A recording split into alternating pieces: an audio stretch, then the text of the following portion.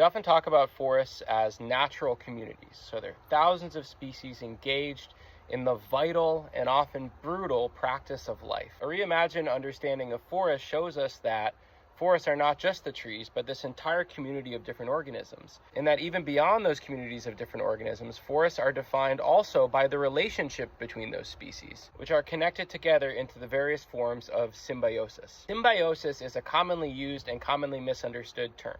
Most people confuse symbiosis with the idea of mutualism, which is a mutually beneficial relationship between organisms. What symbiosis actually means is any close relationship between organisms. So there are mutualisms, which is a relationship from which each organism benefits, but there's also commensalism, which is a relationship in which one organism benefits and the other is unaffected. There's also parasitism, which is where one organism benefits and the other is harmed. And also competition, when two organisms compete with each other, and predation, the relationship between predators and prey.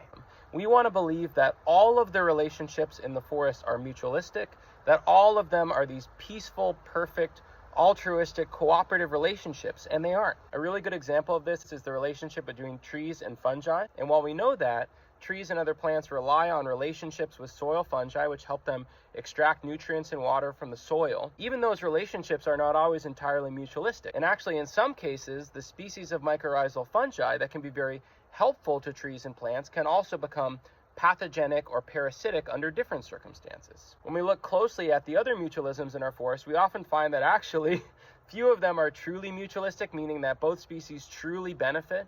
Usually one species or another is getting the better part of the deal.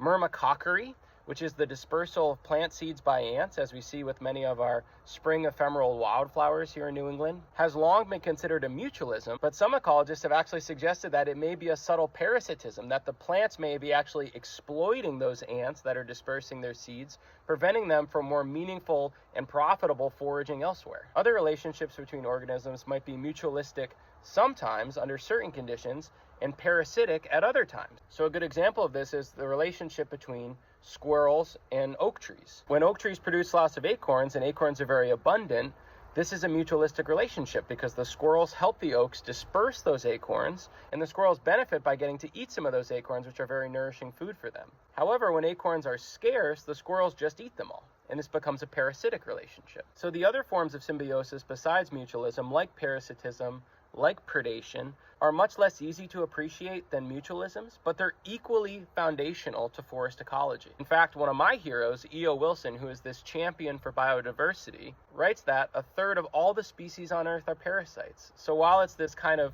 relationship that we think of as being less than a mutualistic relationship, it's also the way of life of literally millions of organisms that live on this planet. The last wrinkle of symbiosis is that while we're quick to label a symbiosis between two species as one type or another, either it's parasitic or it's competitive or it's mutualistic or it's commensalistic, these relationships are fluid, dynamic, and complex.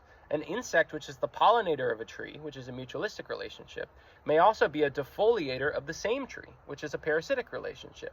Many of the species of invertebrates, bacteria, and fungi, which can be pathogenic to trees, which is a parasitic relationship, also help break down organic material, which allows future generations of trees to exist, which is a mutualistic relationship. As much as we would love to believe that our forests are built entirely on mutualism, the truth is that they're built on symbiosis, relationships which take many different forms.